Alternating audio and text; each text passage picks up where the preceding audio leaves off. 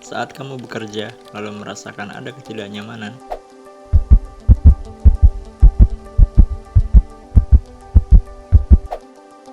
mungkin saja kamu mengalami gangguan panik. Panik merupakan pemikiran-pemikiran cemas yang terjadi di otak secara tiba-tiba. Kecemasan terbagi menjadi dua jenis.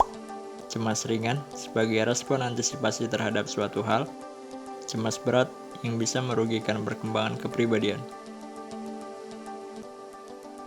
Menurut Netfit, cemas merupakan keadaan emosional dengan perasaan tegang yang disertai kekhawatiran akan suatu hal.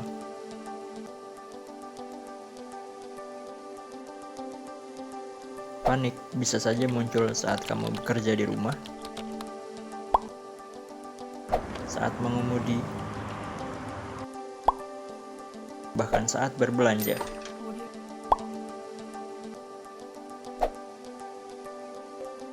Pada umumnya, panik berdurasi 10 sampai 20 menit. Menurut penelitian, orang dengan gangguan panik 2-10% mengalami post-traumatic stress disorder, 2-20% mengalami fobia spesifik, 15-30% mengalami cemas menyeluruh dan fobia sosial. Gangguan mental emosional termasuk di dalamnya gangguan panik.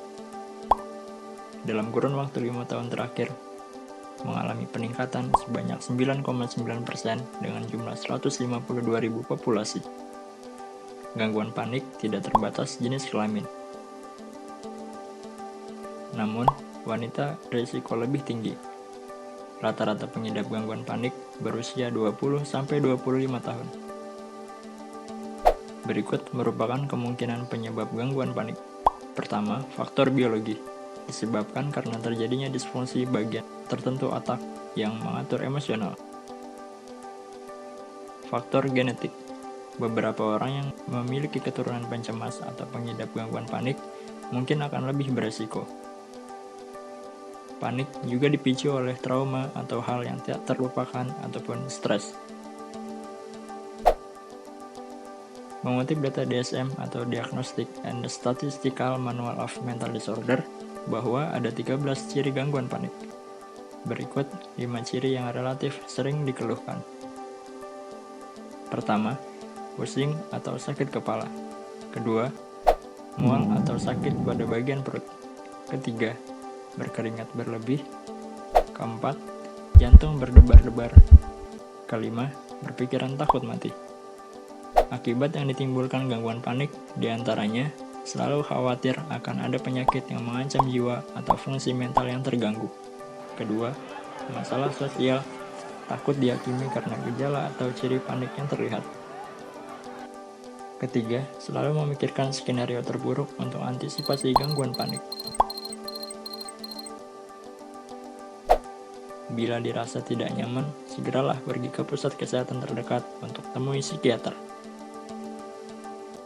Psikiater akan mulai mendiagnosa, memberikan pemahaman, dan pengobatan melalui obat atau psikoterapi.